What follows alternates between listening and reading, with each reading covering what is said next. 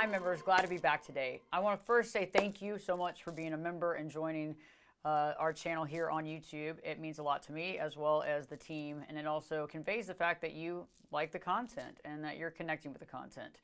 And today we want to deep dive, and that's what we do on members videos, is take a deep look. We don't rush through things. We really look at things. We really look at all the symptoms and the signs so that we can completely understand a subject. Instead of having to go from video to video to video, you can get a real deep dive in just one video about certain subjects. And today's subject is going to be covert versus overt narcissistic behaviors. When I think about covert narcissism, I kind of think about it in terms of being introverted. So when somebody's introverted, when I think of overt narcissistic behaviors, I think of someone that's extroverted. So maybe that might help you to kind of think about how it is shown, how somebody shows whether it's covert or overt narcissistic behaviors, and this can be very helpful. So this video is really going to help you if you're dealing with a friend, a spouse, a family member, or even a parent that might have these narcissistic tendencies, and really kind of how to understand what you're dealing with and being able to spot it. First off, a covert narcissist does not demonstrate the same sense of arrogance, entitlement, or superiority as the overt narcissist does. And that's something that we really want to understand. Now, that same covert narcissist is going to suffer from feelings of inadequacy, and they might even put themselves down. Internally, they're constantly putting themselves down. Externally, they do the same thing, and a lot of times that might come out as a joke or a comment or maybe a label that they've given themselves. I also look at covert narcissism as the quiet narcissism, the vulnerable narcissism.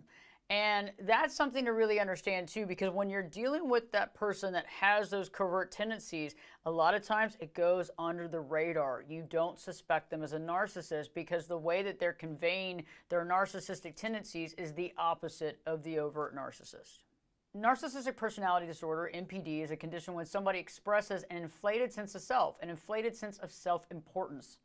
They might be arrogant. They might have a lot of vanity. They might lack empathy, and they also lack self-awareness. And so we know that about narcissism. Narcissism across the board. If you look at narcissism like an umbrella, we know that these things exist. Whether it's under the covert or the overt, we know that these things exist. They also have an excessive need of attention, and they can use manipulation tactics to get what they want. They also lack empathy.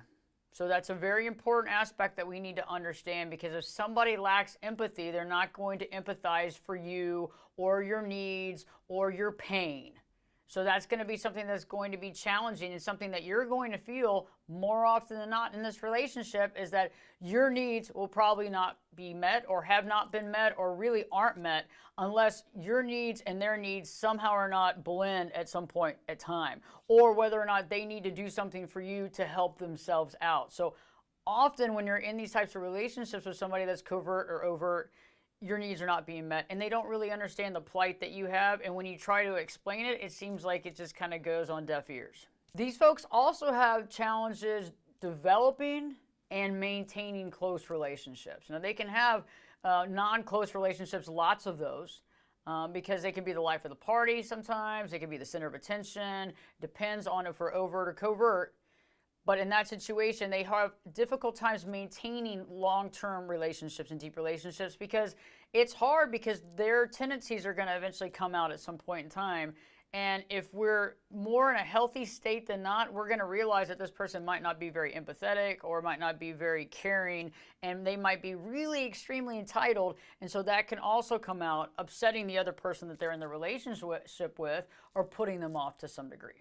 People with covert narcissism share a lot of these traits. A covert narcissist may be more shy. They may be more withdrawn. There may be a tendency of being more thin-skinned, inhibited, or even distressed. And they're seeking validation. That's a big thing. Seeking validation, seeking attention. They lack a stable sense of self, like self-identity, lacking self-esteem, and also lacking healthy confidence, like a self-confidence, a healthy self-confidence. And what we see a lot of times with the overt narcissist is this, this kind of their center of attention. It's like, I am awesome, I can do no wrong, I am this, I am that. But that's also the cover-up because of that self-confidence that doesn't really exist. It's a mask that's been put on. Both overt and covert narcissists both engage in manipulation. And one of the first things I can think about manipulation-wise is gaslighting. And I've created multiple videos on gaslighting, understanding gaslighting. And that can be used as well as other behaviors to get their way. So other tactics and behaviors to get their way can be used.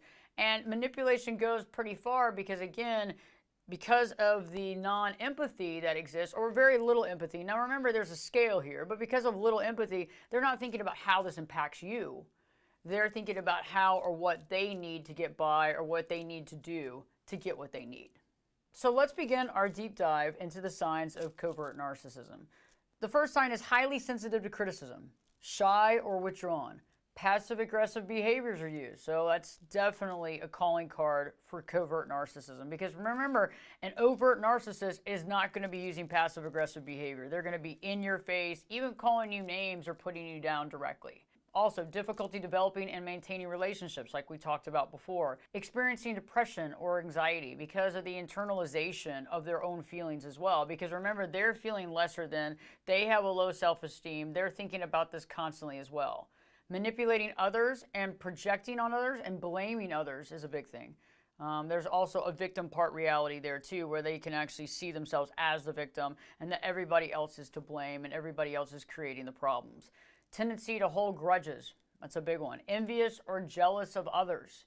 And that envy and jealousy of others about what others have done or what their life's about or what they've created. And then they'll internalize that as well and project upon themselves internally or judge themselves too.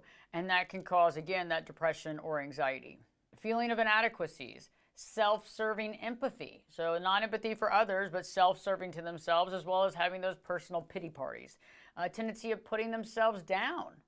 And then those grandiose fantasies of these extreme fantasies of who they are or what they're going to do. And so those are definitely the signs of covert narcissism. Now let's flip the script and talk about the classic narcissistic traits, because that's interesting too, because you're going to kind of see the difference here and how the behaviors would play out differently, being expressed either covertly or overtly.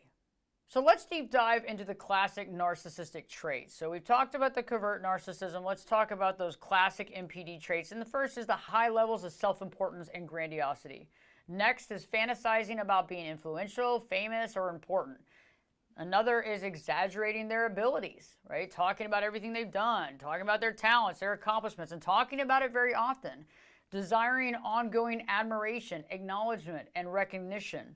Being preoccupied with beauty, love, power, money, success. An exaggerated sense of self, an exaggerated sense of being special, unique, or the chosen. Believing that the world owes them something, that everybody owes them something. That entitlement factor. Manipulating others to get what they want, no matter what the impact is on the other person. Because they want what they want and they can't see anything else, and they don't see that the other person exists for that matter or matters. And they don't think about that the other people also have needs and wants and desires as well. But again, remember, that's not part of that view of the narcissist. And last but not least, lacking empathy toward others. They might have personal empathy toward their plight, but they don't have empathy toward other people. And that shows up constantly in these types of relationships. Whether it's a covert or an overt narcissist, you're going to deal with that. Now, the differences here between the covert and the classic narcissist is how they express their feelings. Ultimately, how they express themselves. Their mannerisms, their behaviors, and how that's expressed. The overt NPD is the extroverted NPD, like I was saying in the very beginning. And the covert is the introverted NPD. So think about it. So when somebody's really outgoing, gregarious, center of attention, you're looking at that classic NPD. When you're looking at somebody that's more kind of quiet, maybe even reserved or withdrawn, that can be an interesting aspect of the covert narcissist. Maybe if they're hypersensitive, or they seem, quiet or meek to some degree, or they seem a little bit like the victim. That can also be the covert narcissist. Very different from the overt narcissist, night and day. But the interesting part about this that can get many of you off kilter when you're dealing with somebody that has narcissistic tendencies is that they can go back and forth. So they can go from being the classic narcissist to the covert narcissist and back and forth. And that can also take you off target as well to understand what's really happening. Because remember, if you look at the covert and you look at the overt, there's a lot of overlapping symptoms and signs, but there's also a lot of non-overlapping symptoms and signs. So, for example, somebody might act a certain way at one point in time. That's a classic NPD move, but maybe in the same day, become passive aggressive to try to get what they want. Which, remember, passive aggressive is really the undercover way of manipulating somebody to get what they want. You know, a gaslighting is more in your face. And so thinking about this, because somebody can go back and forth between overt and covert, and that can be really hard to spot, especially if they're playing more of the victim reality, or they have that self-serving empathy, or they have that low self-esteem and they talk about it or they degrade themselves in front of other people. That can be really hard to spot. So when they're fluctuating between the two, it can be really challenging. And it can be subtle, and also sometimes it can be really over the top. So, you know, again, the overt is larger than life, loud, center of attention, outgoing, fun, charismatic, and not subtle in their manipulation, while a covert may even show depressive signs and depressive symptoms. So you might deal with somebody that's really the center of attention, all out there, really outgoing, but in the same respect, you'll see another side of them where they're very anxious, depressed, sad, even passive-aggressive in their behavior. And when they're fluctuating back and forth, that's normal. And so a lot of times we don't catch that other side. We don't realize that that's actually part of narcissism. And so remember that all this exists on a spectrum. Remember that. Okay, and remember that two people are not going to have the same exact symptoms. And that's hard to realize too, is that, you know, we can't put everything in the same basket and be like, okay, this is this person. They're not going to have all the same symptoms. They might also have symptoms of other personality disorders as well. We're not going to talk about that in this video. You know, whether it might be borderline personality disorder or histrionic personality disorder. And so they can also crisscross between that too in the cluster B dynamics, which is very interesting. And again, is on the spectrum. So you might have somebody that has narcissistic tendencies or is a narcissist, but has histrionic tendencies or has borderline tendencies. And that can really make for a very interesting situation because you're not realizing that they're dealing with both, and it's hard to see that narcissistic personality disorder coming out as well and being able to really recognize it. You know, lastly, I want to talk about the causes of it, right? Because first off, narcissism, genetic, big one, right? Genetic predisposition. That's enough said about that, right? Genetic is genetic. Another is early childhood trauma, you know, whether that's physical, sexual, or verbal. And last but not least, early relationships with relatives, friends, family, parents, anybody that's very close. That can inspire these narcissistic tendencies as well. Because again, this is a way of getting through life. This is a tool that is being used, a security blanket, a security tool that's being used, something that has been developed to safeguard this person to a degree. Unfortunately, though, it takes that person away from being authentic or being who they are. And so this is something that might be interesting to think about, is that overt versus that covert. And many of you may start looking at, okay, I'm looking at these symptoms and I'm realizing these symptoms and signs, and I'm realizing that, hey, my mom really is a covert narcissist, or my friend is really a covert narcissist, or whatever that looks like, because it's helpful to understand, because it's not just about diagnosing or coming up with those concepts or labeling somebody. It's really about understanding how to deal with that relationship.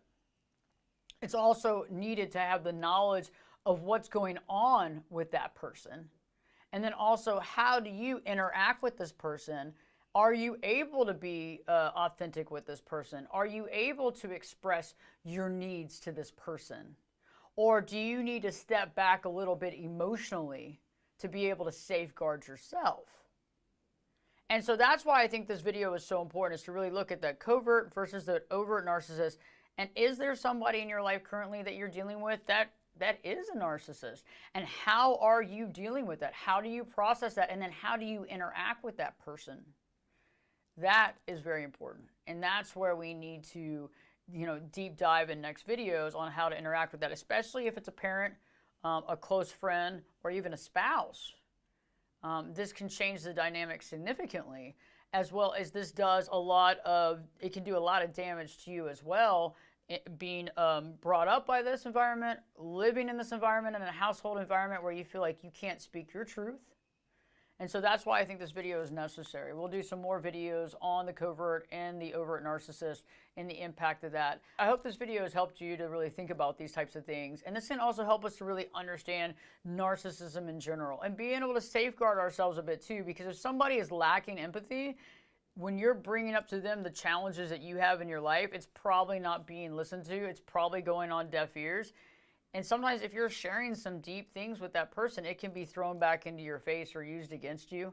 And those are things that we don't need to deal with in our life. But at the same time, we just need to understand what we're actually dealing with. In the meantime, don't forget to live your true life.